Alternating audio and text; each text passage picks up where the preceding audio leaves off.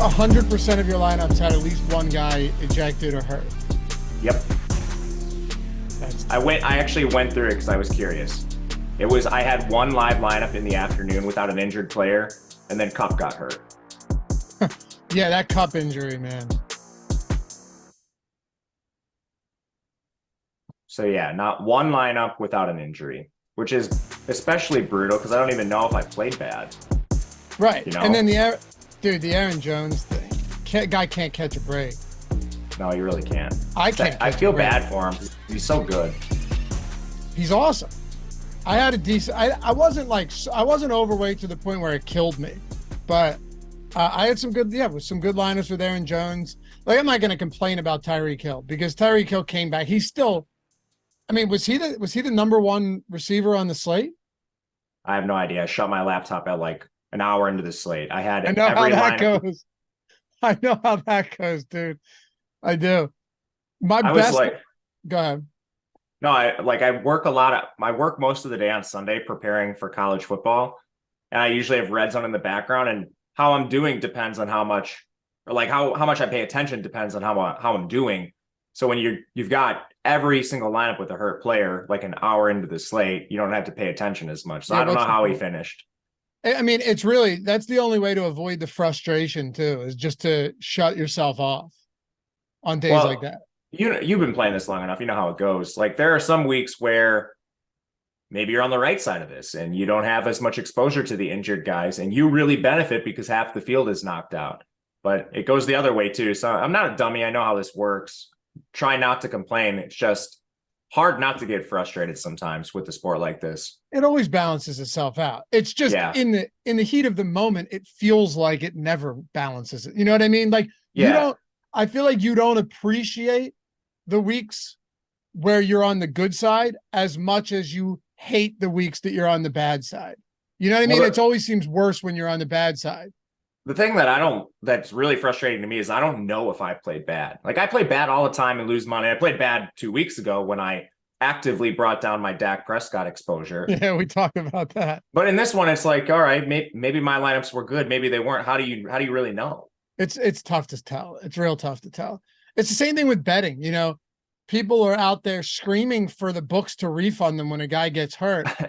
And you know, the truth is they are on the wrong side of that more often than not, because those people never bet unders, right? Like, I've bet unders plenty of times where a massive blowout has benefited me, or where the player leaving the game early has benefited me. You know, it goes both ways if you're evenly, distributing how you bet, and you're not only betting. The people that only bet overs, you're going to get tagged far more often losing out on something like that, because you never bet the under when a guy gets hurt or ejected. It's always the over. Well, there's always an injury risk for a player, and the injury risk isn't priced into the prop. It's priced as if he's playing a full snap share. Exactly. So, I mean, if you blindly bet unders, and not to mention a lot of these things are juiced towards the overs because people don't like betting unders. Yeah, I mean, same thing in the player prop market. You see it on the pick'em sites all the time too. There's pick'em DFS sites where it's like they're not going to refund you. Like, why are you complaining? It's stupid. My best lineups yesterday, and I had some great looking lineups early. They cashed, they were fine, like top 5%, but nothing crazy, were Trevor Lawrence triples. And it sucks because the guys that I had around it was Singletary, Barkley at captain, and a bunch of I ran the Sims and ended up with like 11% Saquon Barkley, which is nuts because it ended up working out. I think I ran on the Sims, I had like 90% Singletary and I just let it rip. Tyreek Hill in all of these lineups. And then Lawrence and Ridley combo was huge. Lawrence had 2 rushing touchdowns. Ridley had 2 receiving touchdowns. The problem is any other attachments to a Jag stack was bad, like aggressively bad, if you had anything else outside of Ridley and Lawrence. And I didn't want to single stack Lawrence because they spread the ball around so much in that offense. Maybe a double stack would have made more sense, but I ran the Sims. I let it rip. We've seen the triple stacks work in back-to-back weeks. Those lineups still ended up being good, but they had the potential to go nuclear. And it was just all Trevor Lawrence and Calvin Ridley yesterday. Yeah. I mean, what really just kills you was the rushing touchdowns. Yeah, like, it's great for Lawrence. Normally you'd love it. Well, you love it if you have him naked or with a single stack. You don't love it if you've got him triple stacked. That's what I'm saying. Normally in a spot like that, where you've got, a Lawrence, like a Lawrence Ridley single stack yesterday is the nuts. Yeah, absolutely. I mean, the Sims did a great job again, getting you a lot of Saquon and stuff. Osmo himself won the Millie with Saquon Barkley in his lineups. Wait, he won it? He won the big Millie. Wait, hold on. The high entry one or the large field? The high entry one. Oh, wow. Okay, that's all. So we've had two Stochastic guys back-to-back weeks win the Millie? Yep. He held on. He was getting chased late in the day. I can't remember the dude's username, but Osmo had like a bunch of early guys play, and then there was one player in the lobby chasing him with a Purdy, Ayuk, McCaffrey lineup, and he was down maybe like 10 points with a quarter left, and Osmo held on to it. Hell yeah, man. I don't think he victory lapped it, so I don't know if people know this, but yeah, he won the Millie yesterday. I was playing in it, and my lineup had 4 guys that got injured, so I almost took last. Would have been pretty cool if I took last and he took first. You guys just bookend the rest of the field. I was pretty damn close, dude. I was not far off last. All right, dude. Thanksgiving slate, you're gonna crush. You know why? Why? Marvin Jones isn't on the slate anymore. Yeah, I knew you were gonna say that. That's the guy. I'll never forget though. I will never forget the Thanksgiving. It was probably like 4 years ago. You're getting ready for family stuff. I'm walking the dog before I leave the house for the rest of the day. And I'm looking at my phone. It's like 12:20, right? Eastern time. So the slate had been going for 20 minutes now. And Adrian Peterson has like 3 touchdowns in the first half. And I just closed my phone, went back to walking the dog, threw my AirPods in, and I was like, all right, well, at least there's good food. So dude, you know the best part about it now? The showdowns are so big. So like you get dusted by some guy, the early slate or whatever, like the first game dust you. Like I'm playing all the showdowns. So there's plenty of opportunities. That's why, especially like the current edition of the Thanksgiving slate is so fun. By the time Thanksgiving rolls around, I will have a 1 or 2 day old newborn. Holy smokes. Good luck. Thanks, brother. So, and congratulations. Sorry. Thanks, man. More good luck than anything else. I get it.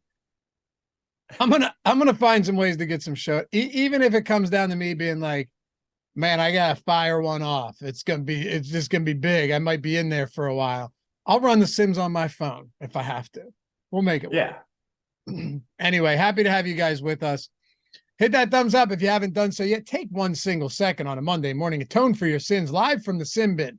You guys in chat helping us out every day. Subscribe to the channel as well. And never forget, all of this stuff can be found in podcast form. Apple Podcasts, Spotify, whatever it may be. We also have podcast exclusive stuff. Ben and I will be breaking down this slate, or the Week 11 slate, everything using the post-contest simulator, taking a look at Week 12, whether it is the Thanksgiving games and the Sunday games, single entry, 3-max strategy, game theory, all that. We do it in 30 minutes. I promise you guys are going to love it. You guys will love it. If you're already there, it's definitely an informative pod, and it'll get you in and out pretty quickly. I love Thanksgiving football. I cannot wait. But first, we got to close out Week 11 with Kansas City and the Philadelphia Eagles. Super Bowl rematch, 43 degrees, some rain, some wind at Arrowhead Stadium. I mean, hey, this is a hell of a game, but I'll be completely honest with you. Look, I'm just telling you the truth here. I hate these games for Showdown. I hate these games for Showdown. Good thing you're here to guide us through it. And I mean, don't get me wrong. I've done my research. I've looked. There's some spots that we're going to try and attack.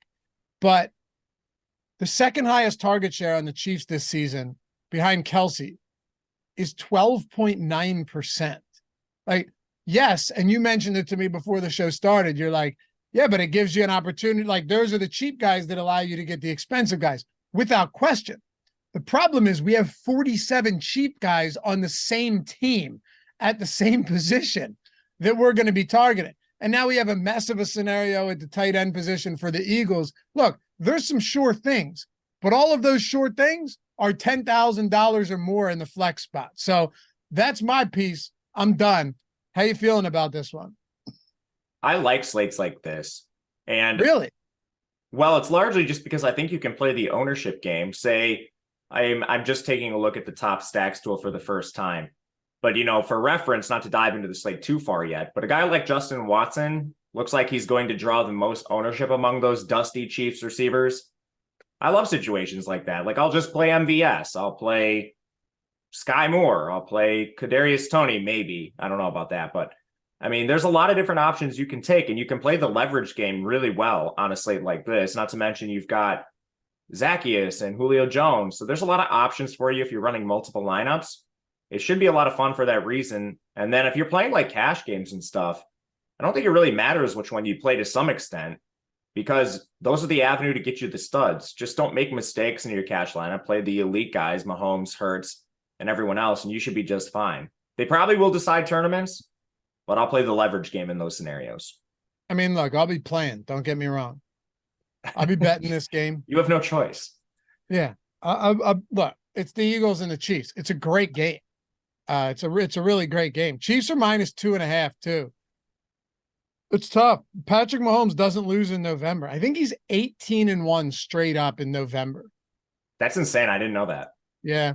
And Andy Reid off of bye weeks is purely dominant too. It's funny though, because Sirianni's coming off a bye with the Eagles, and Sirianni a couple of years ago reached out to Andy Reid to ask him about his bye week routine, and Reid filled him in on everything.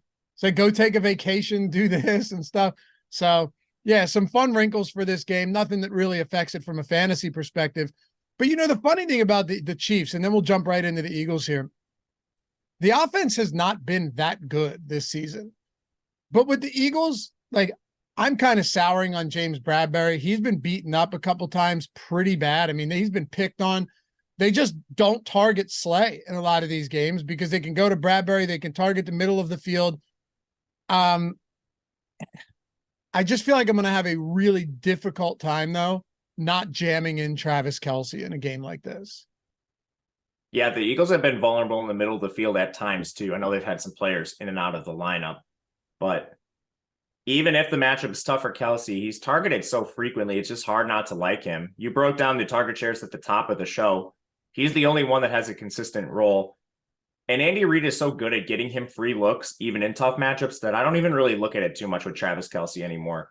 They're just so good at it. And Andy Reid is such a good play caller that it doesn't even really hurt him at times. So yeah, I'm with you. It's really hard to fade Kelce. The only real argument I think you can make for it is ownership, and the Eagles have plenty of studs too. There's both quarterbacks. Yep. There's A.J. Brown. Devontae Smith has seen awesome target shares in games without Dallas Goddard. So the only real deciding factor to me is going to be ownership. And right now we have Travis Kelce positively leveraged, which is crazy to me. Did you look at his top play probability? What is it? 24.5%. Really?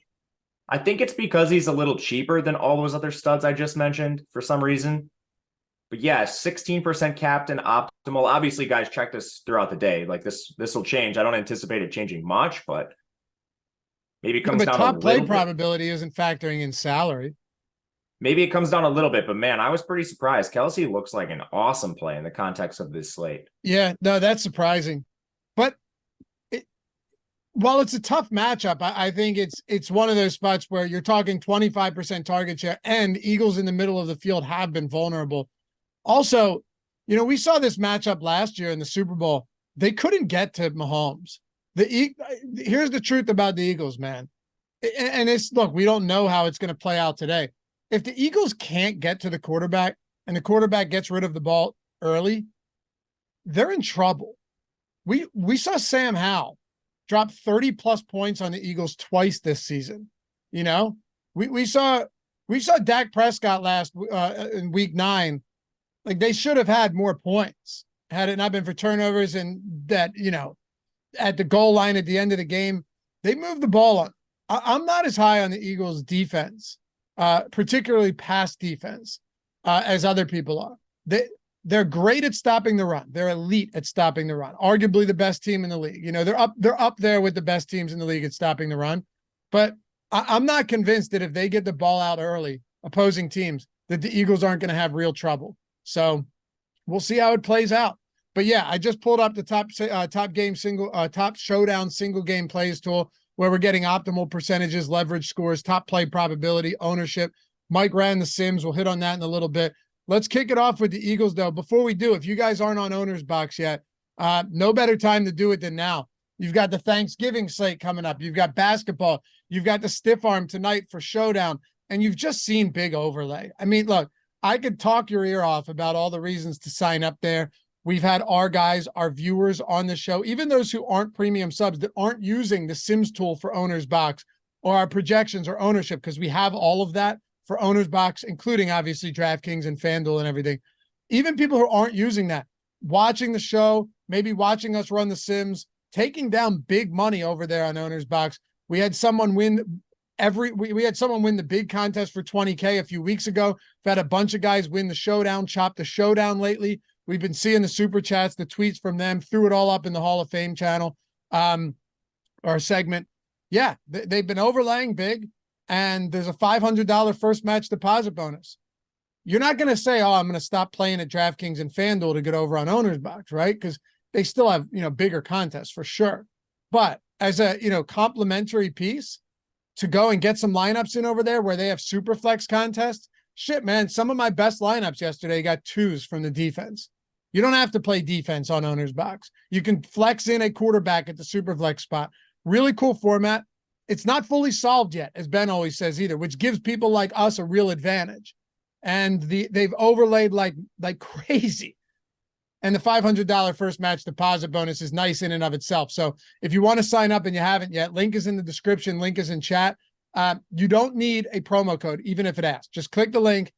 Don't put a promo code in, even if it asks. You don't need it. And if you have an ad blocker on, turn the ad block off when you click the link, because some of these links don't work with ad blockers. Then you can turn your ad block right back on. So check it out. OwnersBox, sponsor of the Strategy Show.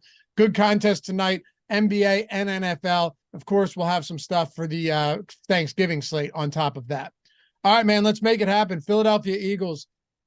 Jalen Hurts, A.J. Brown, DeAndre Swift, Devonta Smith.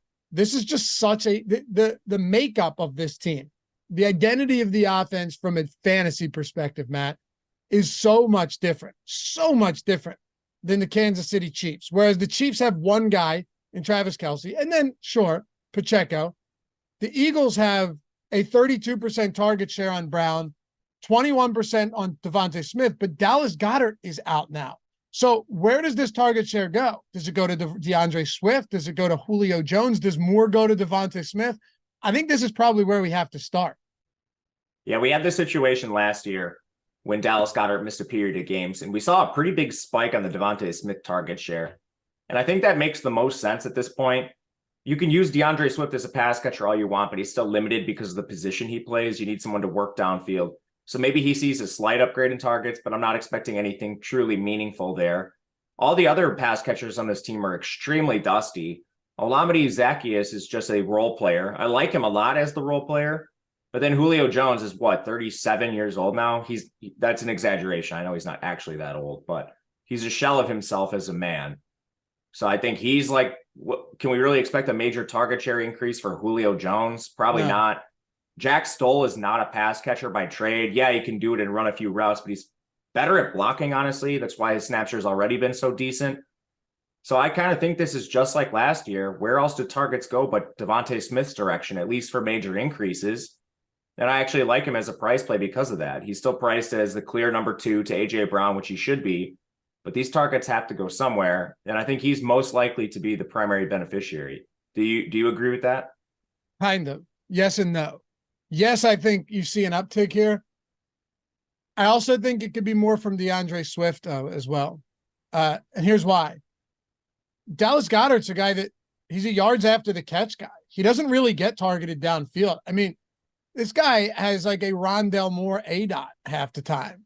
And I wouldn't be surprised for them to just try and get DeAndre Swift the ball more at the line of scrimmage and see what he can do after the catch. I think there's something to be said about that. DeAndre Swift has seen some games where his target share has increased. Only 2 last game, 3 against Washington, 3 against Miami, 10 against the Jets, though, 6 against the Rams. He is definitely involved in the passing game, for sure. more than we saw Miles Sanders by a mile last year. So yeah, I think there's still something to be said about maybe you see some of this distributed out to somebody like DeAndre Swift. I think it's entirely possible. Let's see, what's Dallas Goddard's ADOT this year? 7 yards.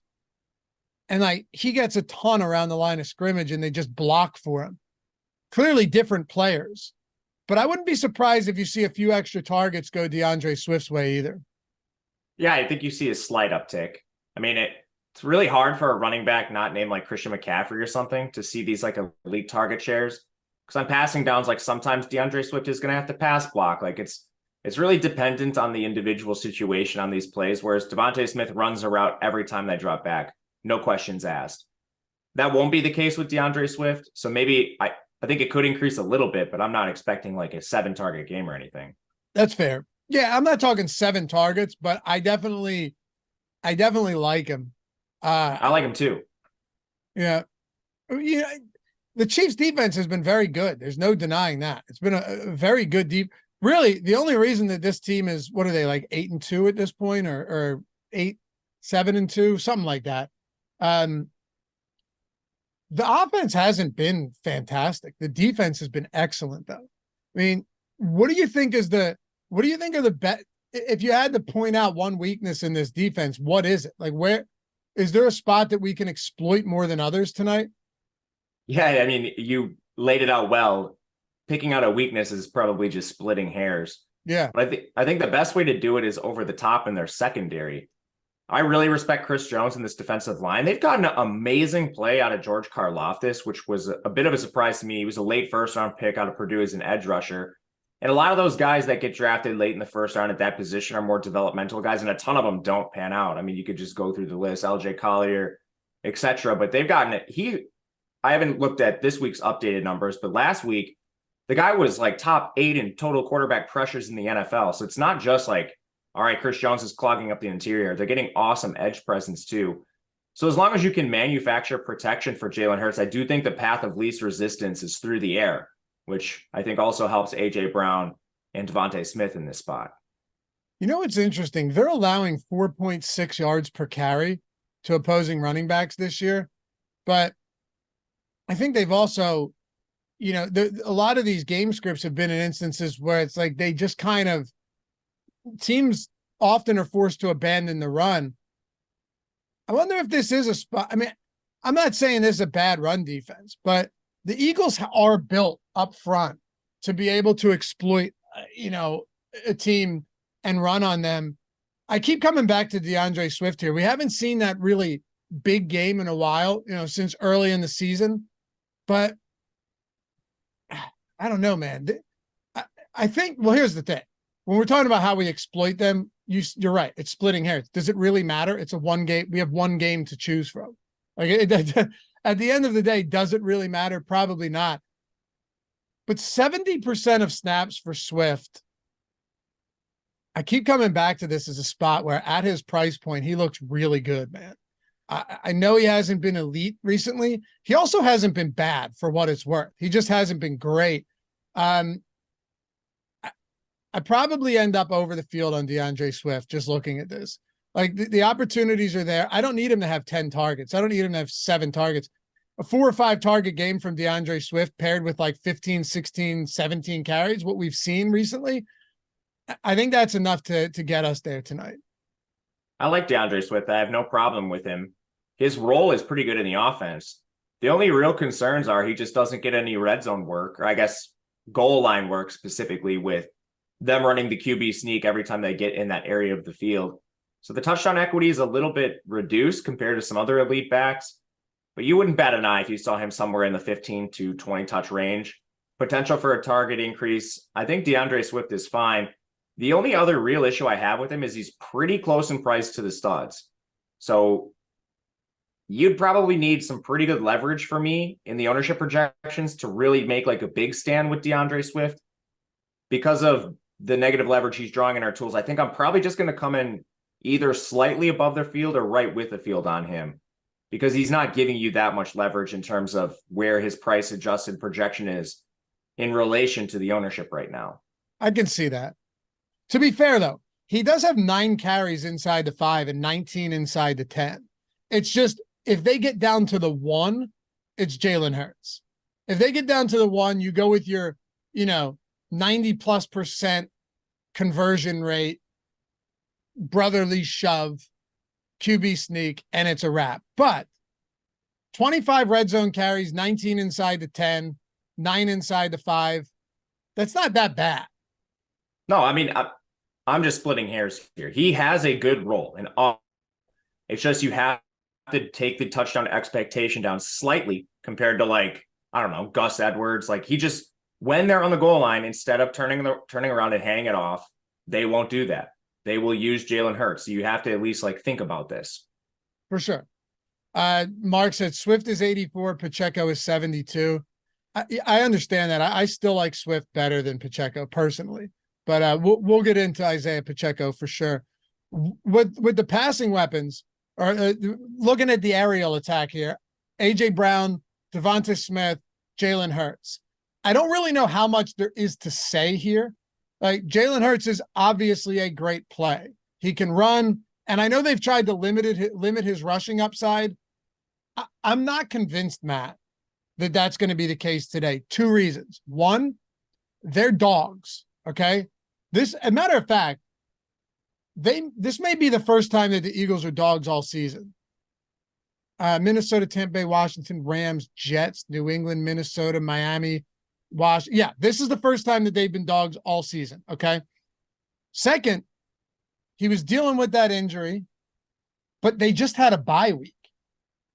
It's reasonable to assume that Jalen Hurts is healthy again. I don't see why he wouldn't be. He played through the injury to begin with, and it's not like he didn't run. They tried to limit him. He didn't run as much. And I know it maybe worked into the offense. Like, all right, let's not get this guy killed. Let's try not to get him killed.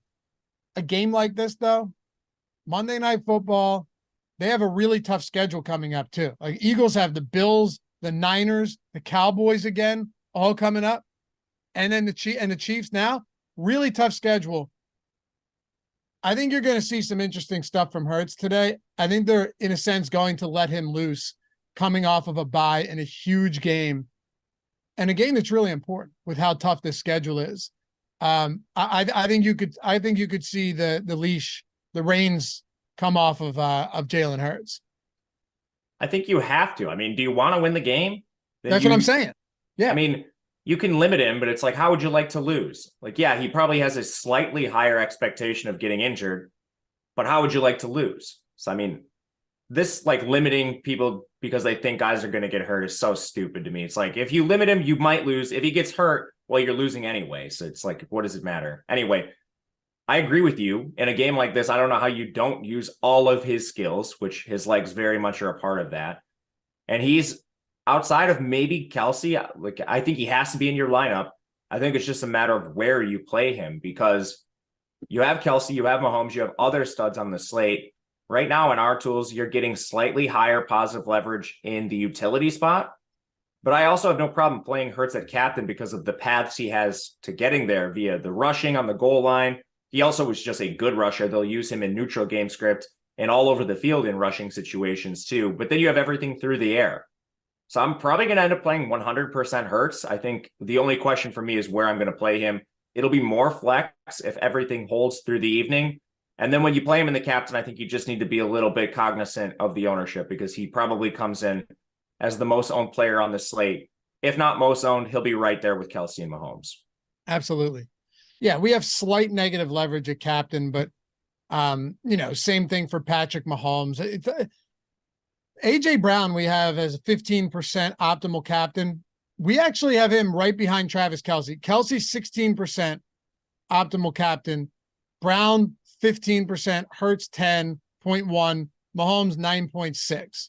So you have a pretty good understanding of how this is shaping up, right?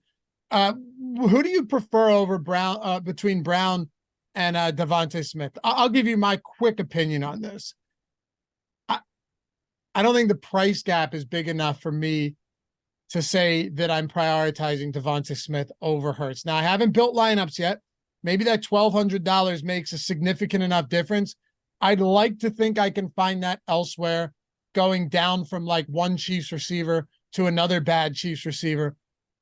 $1,200 though, it doesn't seem to be quite enough for me, Matt. And this isn't to say that Devontae Smith can't have big games. He absolutely can. He's a great receiver, but he has a 21% target share this season. AJ Brown is 32.2%, 48% of air yards to AJ Brown, 31 to Smith. Sure, they make up the bulk of that number, 78% on the year in air yard share, which is insane.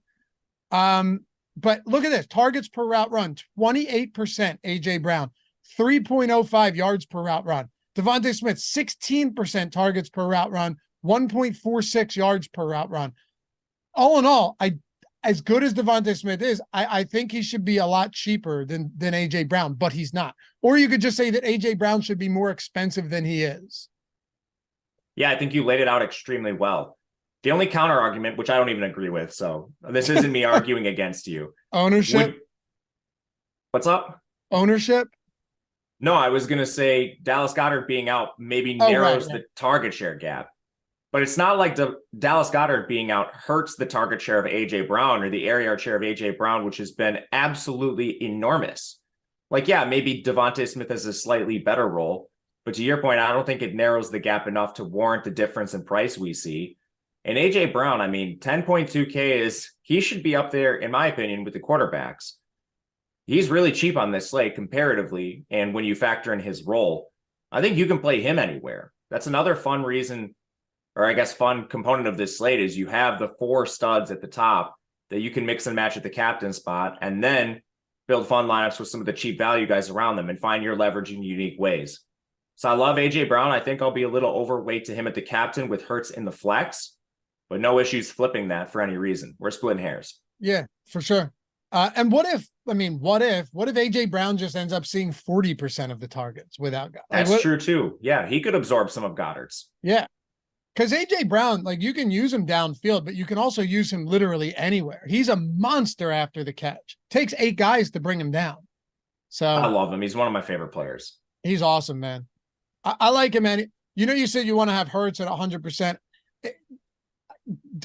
Hold on, let me see the ownership gap on. And Mike, do me a favor. Can you do me a favor?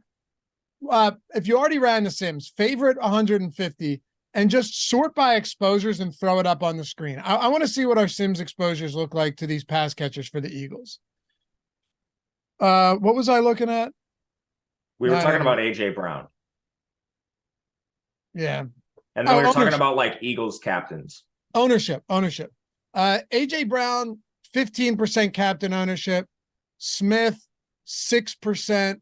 Smith's 28% utility ownership. Brown, 43%. So look, there's a big gap there. There's definitely a big gap. There's no doubt about it. But we still have Smith negatively leveraged at captain, even though he's only 6% owned at captain. I think you hit on it already. He's just really close in price to Hurts, Mahomes, AJ Brown, Kelsey. So it's, to your point, can I find that 1,200 or whatever the gap is between your favorite stud and Devontae Smith? And I think there's really easy paths to doing it. You have about 7 value guys in play tonight. So pick the one that fits your lineup construction, because the projection difference on those cheapies is not going to be vast, but there is a decent price or a decent projection gap between Devontae Smith and any of the 4 studs at the top. All right, Matt, now that we've gotten the easy stuff out of the way. All right, here we go. Yeah, this is where you shine, brother. This is your time. Olamide Zaccheaus, Julio Jones, Jack Stahl, Grant Calcaterra, Albert O. Oh God. I mean, this is what we're talking about, man. Britton Covey, by the way, is essentially just a kick returner. My father-in-law, who always comes over to watch the games with me, he calls him the kamikaze because the guy's just like looking to die on every kick return. He was like that in college too, man. He's a psycho. Was he? Yeah. I mean, he's so fearless though. You got to respect it. Yeah. But yeah, those are the guys. Zaccheaus, Jones, Alberto, Calcaterra, Jack Stahl. I know it's gross, but without Goddard, how do you prioritize these guys? And who do we prioritize as the wide receiver 3 for the Philadelphia Eagles? I think it's still Olamide until further notice. There's a chance Julio plays more, but at this point in his career, how much can we really expect him? Like, he's not going to be a full-time receiver. I almost think they deploy Olamide and Julio in different roles, different situations on the field. When they're looking for a situational deep threat, Julio can stretch the field for a couple plays a game. When you're looking for someone underneath, more of like a route finesse guy, slot type receiver, that's Olamide. So it kind of gives them a luxury. I think you're still going to see Olamide handling more of the layup targets, operating more in the underneath realm of the field. And then Julio, I think, is going to be maybe your big play guy, get a couple deep shots a game. But as far as the pricing on them both goes for DFS, I would rather play Olamide at 1.2K just for the reasons mentioned. When with Julio Jones, he's the bigger name, slightly more expensive. So to me, it's kind of like, all right, you could play Olamide and AJ Brown, or you could play Julio and Devontae Smith. And on that 2v2, I'm taking the AJ Brown Olamide side almost every single time. So I'm in agreement with the tools here. I'm with you. Mike, you never scrolled down. How much Devontae Smith exposure do we have? Actually, you don't need to say it. Just pull it back up. Pull that up. Because we have a lot of AJ Brown, Matt. A ton. 47% at flex. There's Devontae, 19%. Okay, so I don't think you're surprised by that at all. I'm not surprised by it. I assume we were going to get a ton of him. Any other thoughts at tight end here? I think Jack Stoll plays a lot, but again, he's a blocker. So this is actually a big Eagles question. What do they do with Calcaterra and Akwe-Bunam, who do profile more as receiving tight ends? I don't know. I actually liked Grant Calcaterra a lot coming out. He's been good for them in the preseason. I think there's a chance he just plays over Akwe-Bunam, who stinks, but you'll have to watch this. I don't even know who the Eagles are going to have all active tonight. So, I mean, there's a big inactive night. We'll have to see what they do at tight end, how many they have on their roster. You'll see some surprises from them occasionally. Like they do that at running back too. Rashad Penny's been inactive when we weren't expecting it. You gotta watch this team's inactives closely. Absolutely. I honestly think this is just a throw a dart at one of these guys, assuming he's active, like an Alberto or a Calcaterra or Jack Stoll once in a while. If Goddard is out, might see a target or two. But here's the problem. They just have so many other playmakers, even without Dallas Goddard, that you're literally banking on one or two targets and one of them being a touchdown. Even with Goddard out, Matt, they still have Swift. You still have Gainwell in the backfield that you can use as a pass. You still have Hurts's legs. You still have Smith and AJ Brown. And they do use Zacchaeus a little bit. They just don't need to, this isn't losing Kelsey or even losing like a Sam Laporta or a Dalton Kincaid. You're losing a good tight end, but you're not losing someone where you don't have 3 or 4 other guys that you can really pepper with the football. Yeah, and you already highlighted this at the beginning of the show. You have a 50+% target share already soaked up between Devontae Smith and AJ Brown that you might even see push 30% apiece, 60%. Air yards over 70% between the two of them. You can split hairs with some of these players and try to find the one that scores the random touchdown, but it's going to be very dicey doing so. If you were doing this, I still prefer Olamide. I would rank Julio 2. And then I think the Chiefs guys are all going to be a little bit better in terms of projection because they play more. But yeah, that's where I'm at right now. I think the only other interesting guy down here is Gainwell for the reasons you mentioned. He has a role. It's clear. Third down, pass situations. Had 11 routes last week. He's likely going to look at 2 or 3 targets, couple carries. So he's another interesting player, but I think clearly behind DeAndre Swift at this point. You just can't take him off the field. No, I have no issues with Gainwell. The only thing is that he's not really cheap. He's not free. Yeah, if he was 2,000, I think you and I would love Kenny Gainwell today. But 4,400 is kind of, you know what it is? He's like a kicker or defense, right? I like Jake Elliott a lot more than Kenny Gainwell. I like Jake Elliott a lot today, actually. And usually this isn't a kicker spot, but the Chiefs defense has been very good. They've had bend, don't break mentality at times. Jake Elliott's a monster, and they have no problem even in the elements lining this guy up for 50 plus whenever they get the opportunity. He had double-digit fantasy points in all 5 games to start the season. I like him a lot. And on the other side, I like Harrison Butker a lot. They're not cheap for kickers, but this, to me, Matt, this feels like it could turn into a game that sees like 3 long field goals for each side. Like just, 2 good offenses, but defenses that clamp down in the red zone. And then you end up, or, at the 30 or whatever, and you just end up seeing a lot of opportunities to kick field goals in a game like this. I do like kickers today. I'm not saying I'm running. I don't have interest in captaining them. There's just too many good skill players, but I have no problem getting kickers into my lineup despite all of the good plays throughout the rest of this game. We're in agreement there. And one other factor is you had just so much rotation among the cheap guys. Nobody has a clear role. So you can find the extra salary, pay a little bit more, take a guy who has a very clear role. And both these kickers are studs too. So even in the event they only get a couple opportunities, they're likely not missing on them. So you have like surefire production from a player, just a little bit more, versus you could play the roulette wheel that is Kansas City or Philadelphia in their cheap receivers and tight ends. You might end up with a 0 doing that though. So like cash games, low risk contests, kickers make a ton of sense. I like them in tournaments too. Absolutely. All right, let's talk about the Chiefs. By the way, guys, and we'll demo this. We'll show you in a second what we've got coming up on the Sims. Last day to get the 20% off of the Sims tool. Not the Sims tool, the entire NFL package, everything. Or, you want to go NBA too, you could do that. But NFL, I can tell you right now, because the Sims, you need no add-ons. The Sims Max package or the Sims data package. The only difference is in the contest generator for the data package, you generate less lineups. But we have tutorials all over YouTube that Greg and Steve Buzzard did, the Colts, one of the best DFS players in the world. On all of these, check them out. This is the last day. Now, here's why that's important to me.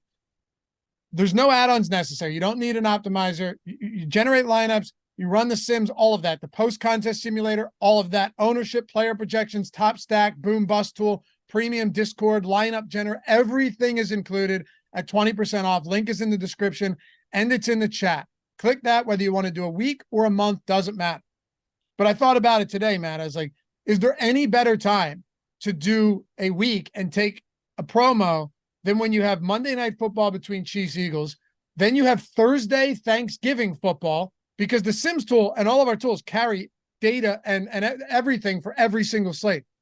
Thursday main slate, Millie Maker, 3 Thursday Showdown slates, Friday, Black Friday game at 3:30, then you have Sunday, then you have Monday again. Just like you're going to do a week and you're going to take a promo and you're going to take a discount. I don't think there's a better time to do it than week 12 with Thanksgiving slates approaching. No, I'll say it definitively. This is the single best day and week you could possibly do this. You should do this right now, immediately, if you plan to at any point. And we had a guy, Short Gamer TV, took down the Millie Maker yet last week with the Sims tool. Same week, we had a sub take down the play action for 100K. That's like my best lineup finished 5,000 in that yesterday. I profited, but it's so hard to win that. Won it with the DAX stack and the Sims tool. Alex Baker, founder of Awesemo.com, formerly Awesemo.com, now Stochastic, took down the Millie yesterday. I mean, if you're not at least curious and want to get that 20% off, links in the description and in the chat. All right, let's talk about the Chiefs. I think this is a little bit easier to break down because, well, here's why. It's Travis Kelce. I love him. Whether you're captaining Kelce, we have him positively leveraged pretty much everywhere, right? Positively leveraged in the captain spot. Basically nothing in the utility. Oh, no, I'm sorry. Yeah, positively leveraged at the util as well. Highest leverage on the slate. And then you have Patrick Mahomes. But I've got to ask you, like, how, if you're saying Jalen Hurts or Patrick Mahomes, and I can't play both of them because I want skill players, where are you leaning? I prefer Kelce, I think. I was no, if you're going Hurts or Mahomes, sorry. Hurts or Mahomes? I had to pick Hurts. one and can't play both. Prefer Hurts, just the multiple paths to winning. Rushing, passing, Hurts can do it all. Mahomes has to pass his way there. So that's where I would go. Okay. Do you think we're going to build a lineup, but how feasible do you think it is to get these Hurts and Mahomes lineups in there? Like, what does that look like? Because if you're going Hurts and Mahomes, you're likely going to want at least one of the top players from each of the Chiefs, which is only Travis Kelce, and then one of those guys from the Eagles. I mean, maybe you go with like a Hurts, DeAndre Swift lineup, and you don't play either AJ Brown or Devonta Smith. There's ways to get different, but if you're playing Hurts and Mahomes in the same lineup, it definitely starts you off on a tough path. You can play three of the studs very easily, and you can even captain one as long as you're willing to punt off some of the other positions in your lineup. So I think you're kind of just starting with three of the four. If I'm playing Mahomes, I have a higher preference towards Kelce. If I'm playing Hurts, I'd rather get AJ Brown. And then if you use like Devonta Smith in the captain, you can do a lot of cool stuff. You just save enough salary to do so. So I think it's pretty easy to play at least three of the studs. Where it comes down to like being contrarian and stuff is which one of the three do you want? So I have a slight preference to Hurts. I have a slight preference to AJ Brown. Kelsey's going to be my third just because the target share is so condensed there. And Mahomes is fourth for me. Again, definitely splitting hairs. I like Mahomes a lot today, but that's how I would rank them among the expensive players on the slate. How do you rank Kelce among the expensive players? You said Mahomes is fourth. I missed it. I was reading chat. Where did you put Kelce? I currently would put him third, but I think that's a little dicey. I prefer the Eagles guys, especially Hurts, just because of the multiple paths to winning. But I also want to flex a lot of Hurts. So I don't know. I think Mahomes is fourth pretty clearly for me. Still working through the top three, but a lot of the lineups I've been building this morning have been, at the expense of Mahomes, trying to jam Kelce, Hurts, and AJ Brown. Well, I guess what this means now is it's time to talk about Kansas City pass catchers. But actually, let me ask you about the backfield first, because it's a little more cut and dry here for KC. We've seen Isaiah Pacheco clearly handle the majority of the workload. Ever since like week 4, you're seeing about 60% snap share for him. Clyde Edwards-Helaire essentially uninvolved at this point. Jerick McKinnon's going to get some opportunities, but that's like 1 or 2 rushing attempts and a couple targets, just out there running some routes. But Pacheco, for the most part, is just clearly the lead back in Kansas City. Now, sure, Matt, it's a pass-first offense, but we at least know who the guy to get the job done is in the backfield. Yeah, I'm honestly a little surprised that he comes in positively leveraged and DeAndre Swift doesn't. Same. I don't see a lot of difference in their workload other than the fact that Jalen Hurts steals the pure 1-yard goal line rush stuff, and Mahomes isn't going to do that as frequently. Otherwise, I think the target projection is probably a little better for Swift, honestly. The price difference isn't too vast. So this is one where I disagree a little bit with the tools, finding Isaiah Pacheco so positively leveraged. It's hard for me to rationalize that, but honestly, a lot of it is coming via the flex position. So I haven't built a lot of lineups with him yet. Maybe it's just he allows a construction that jams some pretty good players and he's like the missing piece or something. But I would rather play Swift, honestly. What do you think? Yeah, I would definitely rather play Swift. I would. One of the reasons too is that Swift is on the field actually more than Pacheco. You're looking like normally 70% snap share for DeAndre Swift. And you know what let me give you the one big difference for me between Pacheco and DeAndre Swift. There are definitely games where Pacheco can see his workload increase. There's no doubt about on the ground I'm talking about. There's no doubt about that. But this is without question a pass first team. Like I said, Pacheco can get up there, 16 carries. We've seen it many times this season. But the Eagles, if they have things working for them, they can flip the switch on, Matt, and run the ball like 40 times if it's working. Now, it's hard to say any given week. And they always, no matter who's an offensive coordinator, they always try and get cute at times and then sometimes make adjustments. But the Eagles can absolutely go out there and run the ball as many times as possible in the event that it's working. I don't see that happening for the Chiefs today. I'm not shitting on the Chiefs defense. All I've done is talk them up all show. But I think there's a path there for DeAndre Swift to have a really big and efficient workload today. Yeah, I agree with you. And I think it's less likely for Pacheco for a lot of the reasons you mentioned. They're a pass heavier team. You do have McKinnon stealing some work. I still question whether they're going to use a guy like Pacheco in clear third down situations, 2-minute drill. They've never done it in the past, but that Pacheco's role has increased a little bit. Still find it hard to believe you'd use him over McKinnon in situations like that. Whereas I think Swift does get some of those. Yeah, you see Gainwell on the field, but Swift is a phenomenal pass catching back. That's never been Pacheco's trade. So I don't know. I could be very wrong on this, but I still prefer Swift, and I think we're in agreement there. We are. Jerick McKinnon is always one of those guys, particularly on Showdown slates, that he always intrigues me. The problem is that you're not getting a discount on Jerick McKinnon at all. There is no discount on Jerick McKinnon. He's touchdown dependent. His only 2 10 fantasy point games, double-digit fantasy point games this year, are where he scored. He scored twice against Chicago in the passing game. That was 18 fantasy points. And he had 10 fantasy points in week 9 before the bye. 2 targets. One of them was a touchdown. He needs to score. Jerick McKinnon simply needs to get into the end zone, Matt. And the reason for that is he just isn't involved enough in the offense right now for him to get there any other way. Yeah, fortunately for him, his team can score a lot of points. But I agree with you. I think he's just too expensive. What are we going to do? He's more expensive than some of the kickers. He's getting pretty close in price to guys that are actually involved in the offense. I would rather play both kickers. I would honestly rather play the defenses. I would rather find the extra salary to go up to some of the more expensive guys we're talking about on the slate. And honestly, I think I'd just rather go down and play the Chiefs receivers than get to him at this point. Carl said you can't go kicker and win tonight. One of the quarterbacks are going. No, I certainly think you can go kicker and win tonight. I don't know about captaining a kicker, but if a kicker opens up enough salary and you have the other big guys and you're captaining one of the top dogs, if a kicker goes for 13 at that price point, look at the other guys in this salary range. Sure you can. Sure you can. Kenny Gainwell, Kadarius Toney, defenses. Yeah, Jerick McKinnon. Would you be shocked if Elliott or Butker had more fantasy points than McKinnon? They've done it all season long. I wouldn't be surprised at all. Man, I hate Kadarius Toney.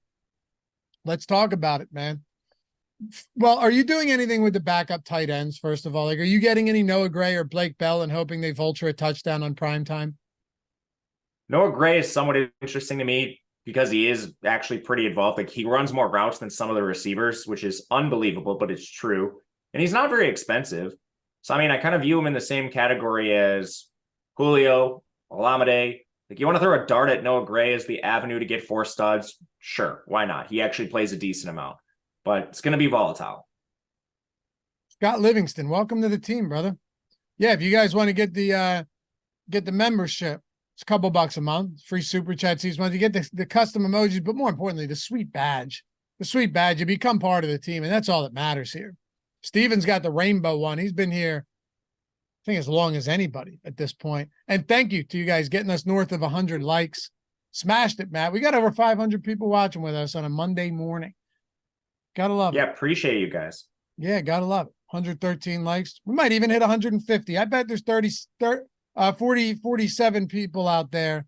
No, wrong. 36 people out there that now it's 114 that maybe just forgot. Subtle reminder, atone for your sins here. Get us north of 150. We got a good game on our hands tonight. All right, so Sky Moore, Rashee Rice, Justin Watts, Kadarius Toney. I don't know if Richie James has any involvement here outside of kick returning coming off the IR. Mecole Hardman came over from the Jets. I think the easiest way for us to do this is let's just prioritize them. We can talk target share. We can break it down however we want. Route participation, targets per route run, however you want to do it, Matt. But it is gross, MVS as well, that all of these guys are basically playing. Look at the snap shares on these guys. There's not the Eagles. You have Smith and AJ Brown who are averaging 95% of snaps per week. And then these guys are Rashee Rice, 68%. That's the high water mark for this Chiefs team every week. And he's 7,400 for that. Crazy, right? He could have 2 targets today. Yes, he's impossible to play. Like, he's going to be owned a little bit because he's a shiny new toy, and he's technically the wide receiver one. I understand he's behind Kelsey, but among the wide receivers, like if you want to double stack Mahomes, you feel most comfortable about him. Unfortunately, you got to pay that price tag. I'm just going to go down, man. Like, I'm going to play the studs and I'm going to play the cheapies like MVS, Sky Moore, Kadarius Toney. Probably not as much of him because he is a little expensive, but I mean, Mecole Hardman, those are going to be the players I use more of. My favorite among them is Marquez Valdes-Scantling. We know what he does. He plays a lot of snaps, does a lot of cardio, and does not draw a lot of targets. But the targets he does draw largely come downfield. So you do have access to big plays. But man, like, just the price adjusted route participation for these guys, I think favors MVS more than anyone else. And that's heavy emphasis on the price adjusted part, because then that kind of filters out Rashee Rice. It's disgusting, but I mean, what are the real alternatives here? Do we have any of these guys positively leveraged in the top? No. None. But so the only guy that's positively leveraged is Noah Gray, if you want to include him in this discussion. So it prefers actually, Justin Watson's positively leveraged. Excuse me. He's the only one. Yeah, I don't hate Justin Watson because he at least gets targeted downfield. Yeah, I think it's him and MVS, honestly, if I were to rank them. I forgot about Justin Watson. He plays a lot. I think 2,400 on Justin Watson is very reasonable. So here's the thing with him, though. He's coming in way more owned than some of these guys. I know. Right. And you're still hoping for 3 targets. Yeah. You're right. So basically at the same price point, you're getting way less ownership on Marquez Valdes-Scantling. Yeah. It's like 20%, 17% of the flex for Watson, 10% for MVS. I still feel gross about it. Are you playing any Kadarius? Probably. I mean, well, here's the problem. Why is he priced like that? I think it's just because of the name. Then I'd rather go to Watson. I'd rather go to MVS. This is the thing. I'd rather just pay as far down as possible for the guys who are basically they're all the same player with a different number at this point. Yeah, Kadarius sucks. He played 7 snaps against the Dolphins. 7 snaps. If I were to rank him, I would go with ownership factored in here. I think I'd have to go MVS, Watson. God. I honestly might go Noah Gray and then everybody else. I agree with that order. I think my 4th would be Sky Moore. Then honestly, maybe Mecole, man, just for the price. I'm going to play multiple lineups tonight, and my plan is just to mix and match these guys and hopefully run into a ceiling on one of them. You have to. If you're playing a single entry, would it be MVS? Yep. Okay. You know how many times I've done that and how many times I've won? What do you mean? You know how many times I've been in this situation, even going back to Green Bay, where MVS is cheap. He's playing his wide receiver 3 role, a situational deep threat. I've clicked his name and I'm not sure I've ever won. I don't think I've ever gotten the good MVS game to begin with. Yeah. I'm with you, dude. I'm doing it again, though. NBA strategy show is coming up next. Stick around for that one, guys. Ready to build a lineup? Yep. Remember, OwnersBox link in the description if you want to get that $500 first match deposit bonus. And yes, MVS is objectively bad, Justin. Agreed. But so is everyone else here, right? Why Sky Moore played 25% of snaps last week. It's just bad. It's all bad. Or 2 weeks I'm not ago. saying he's good. I don't think he's good, but he plays. And today, last day for 20% off any of our NFL packages, weekly or monthly. Same with NBA, but it's an NFL show. Last day. We're commemorating the Millie Maker winners from last weekend. Well, from this week as well with Awesemo himself and the 100K winners using the Sims tool. You want to check it out. It's 20% the week or the month. I think I got captain for this week, right? Is it me or you? It's you. I've been doing Thursdays. Okay. Give me Jalen Hurts. Love it. I'm prioritizing AJ Brown because of that. Okay. I'm going to go, you know what? All right, I'm going to go with the big three here, and let's see what happens. I'm going Kelsey. Love Kelsey. So I still think we have room to play one of the studs, and then we got to punt off 2 positions. I'll start the punting with Noah Gray. Okay. By one of the studs, what do you mean? I mean, how high up can we get? I think we could get a Swift, a Rashee Rice, a Devontae Smith type, but we're going to have to punt twice if you want to do that. Then we could also go the mid-range route and play like a kicker and someone. Well, let's just try this. This is not a kicker lineup right now, but I went with Swift. Okay, Swift. You're right. This is actually doable. It's just we're possibly going to have 3 Kansas City pass catchers with no Mahomes. Which I think is fine. He spreads it around a lot, and you're only playing like MVS and Noah Gray to get the studs. So I'll throw MVS in to close it out. Oh, man. What a game, huh? It'll be fun, man. It will. Follow Matt at Matt _Gajewski, guys. Me at Laffy_D, LOUGHY_D. Oh, 161 likes. We crushed it. You guys are the best. Knew it was going to happen. Shout out to Mike for producing this one. Don't go anywhere. Right here on the channel. NBA Strategy Show with Josh Engelman and Adam Scher coming up next. We'll see you back here live before lock tonight. Peace.